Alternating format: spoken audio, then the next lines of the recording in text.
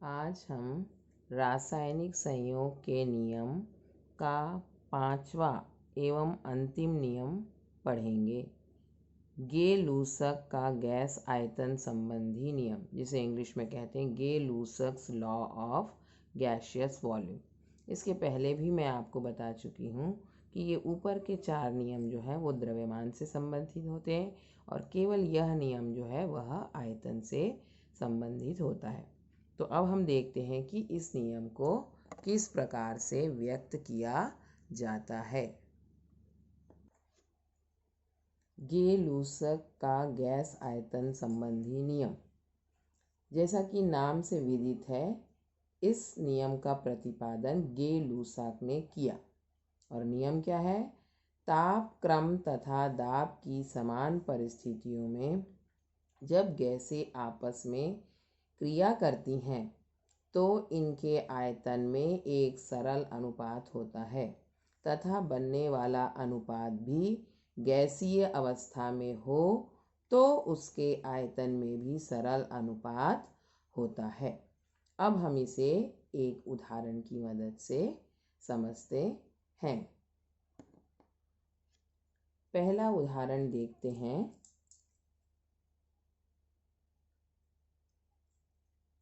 H2 plus Cl2 gives HCl। अब हमें यहाँ आयतन की ज़रूरत है। आयतन कैसे पता चलता है? ये जो सामने लिखा होता है वह आयतन प्रदर्शित करता है, लेकिन कब? जब समीकरण संतुलित होता है। इसलिए हमें यहाँ पर समीकरण को संतुलित करना बहुत ही आवश्यक है। इसके लिए हम फिर से यह समीकरण को लिखते हैं। H2 plus Cl2 gives HCl। और जैसा कि नियम में बताया गया था कि अभिकारक और यदि उत्पाद गैसीय अवस्था में हो तो हम इसकी अवस्था को यहाँ लिख लेते हैं।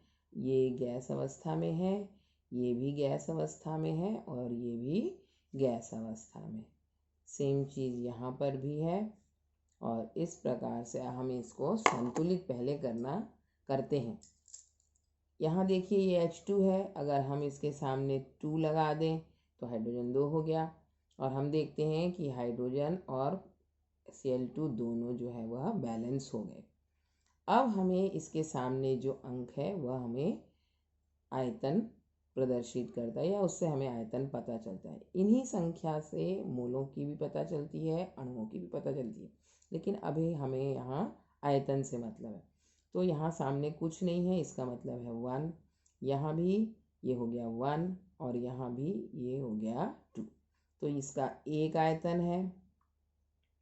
इसी प्रकार से इसका भी एक आयतन और इसका 2 आयतन। तो हम देखते हैं कि H2 जो है वह Cl2 के साथ मिलकर HCl बनाता है। तो इसमें ये अभिकारक और उत्पाद जो है वो 1:1:2 के सरल अनुपात में हैं या इनके आयतन में 1:1:2 का सरल अनुपात है। तो यही बात यहाँ पर नियम में कही गई है। देखिए, ये जो हम आयतन नापते हैं इसके लिए ज़रूरी है कि ताप और दाब की समान परिस्थिति होनी चाहिए। ताप क्रम तथा दाब की समान परिस्थिति में जब गैसें आपस में क्रिया करती, ये गैस है और ये भी गैस है, ये आपस में क्रिया कर रही हैं, ताप और दाब की समान स्थिति है, तो इनके आयतन में एक सरल अनुपात होता है। जब ये आपस में क्रिया करी और इनमें ये आयतन में सरल अनुपात है तथा बनने वाला उत्पाद, और ये जो बनने वाला HCl है ये भी गैसीय अवस्था में है, तो इनके बीच एक सरल अनुपात होता है जो हम देखते हैं 1:1:2 का सरल अनुपात है इस उदाहरण में। अब हम एक दूसरा उदाहरण देखते हैं जो कि है N2 plus H2 gives NH3। इस अभिक्रिया से सब लोग भली भांति परिचित होंगे। ये अमोनिया बनाने वाला अभिक्रिया है। अब यहाँ पर फिर से हमें आयतन की आवश्यकता है। साथ में ये भी यहाँ पर गैस अवस्था में है, ये भी गैस अवस्था में है और ये उत्पाद भी गैसीय अवस्था में। तो हम पहले समीकरण को संतुलित कर लेते हैं। संतुलित करने के लिए हम इसे फिर से लिख लेते हैं। N2 + H2 gives NH3। अब यहाँ 3 है, इसको हम यहाँ लिख देते हैं और यहाँ N2 के सामने 2 लिख देते हैं। तो हम देखते हैं कि समीकरण संतुलित हो गया। अब हमें आयतन मिल गया, इसका कुछ नहीं है इसलिए इसका आयतन हो गया A, इसका कितना हो गया 3 और इसका कितना हो गया 2। इस प्रकार से ये दोनों अभिकारक नाइट्रोजन और हाइड्रोजन जो कि गैसीय अवस्था में हैं, ये 1:1 तथा बनने वाला उत्पाद जो भी गैसीय है, ये जो है 1:1:2 के सरल अनुपात में हैं।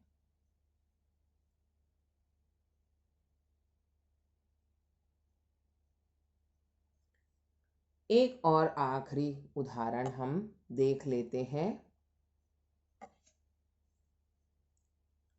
तीसरा उदाहरण CO + O2 gives carbon dioxide. Carbon monoxide + oxygen gives carbon dioxide.